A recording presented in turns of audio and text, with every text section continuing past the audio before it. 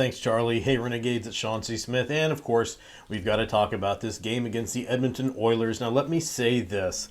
Last night on this very show, I said that this game had the potential to be one of two things, and that would be an Edmonton Oilers blowout of the Nashville Predators, or just because I said it, the Predators would blow out the Edmonton Oilers. And of course, I was right. I don't want to necessarily say that 6-3 is a blowout, but it was a pretty big victory. And what it really came down to, and I'm sure Charlie's already mentioned this, but I'm sure, this was the result of power play problems. And that's the Predators having power play opportunities and failing to convert, and the simple fact that Edmonton, against this team, converts on the power play quite regularly.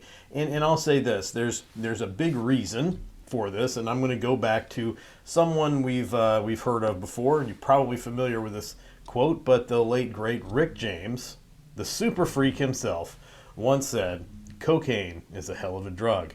And I'm going to tell you what else is a hell of a drug: speed. And I don't mean the actual drug speed. I mean the kind of speed that Connor McDavid has when he's on the ice. Speed kills the Nashville Predators.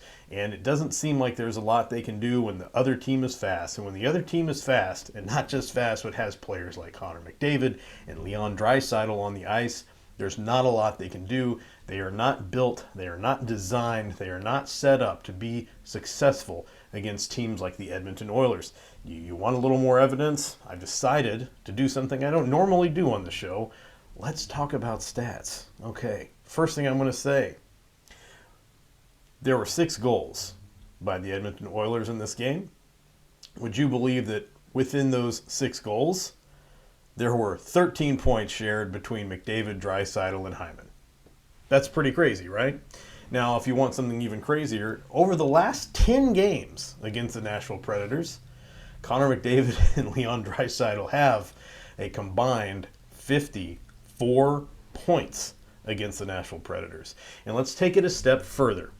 There was a long run where the Predators beat the Oilers every time they met. From 2015 to 2018, the Predators were undefeated against the Edmonton Oilers. However, since 2020 until now, they have yet to win a game against the Oilers.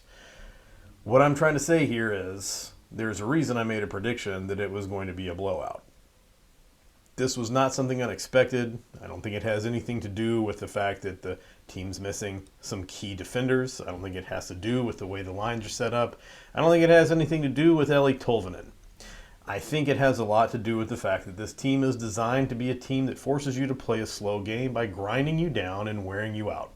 The problem is sometimes playing that game against a team that is fast and has a lot of skill, again, Connor McDavid, Leon Draisaitl, means that you can't catch them. And if you can't catch them, you can't hit them. And if you don't hit them, you can't slow them down.